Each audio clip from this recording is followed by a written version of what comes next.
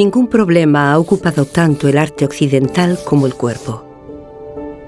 Pero fue a partir del Renacimiento cuando la curiosidad por conocerlo atravesó todas las disciplinas del saber. Nacía una nueva cultura de la mirada.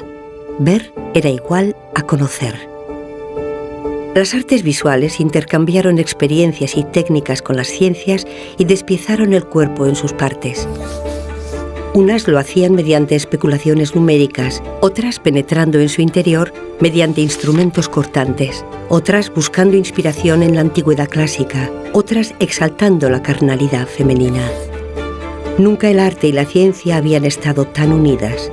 Mientras los anatomistas pedían colaboración a los pintores para poner en imágenes sus hallazgos, los artistas estudiaban los músculos, practicaban disecciones, aprendían a colocar huesos, a dar proporción a sus miembros y a moverlos en el espacio.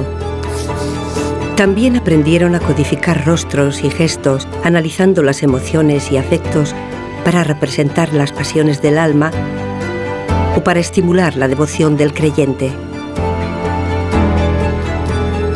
Entre el Renacimiento y la Ilustración se configuró una civilización moderna del cuerpo.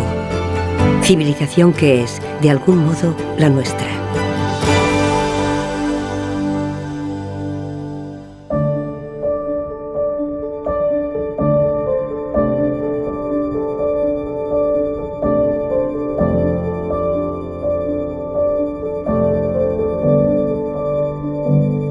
La invención del cuerpo.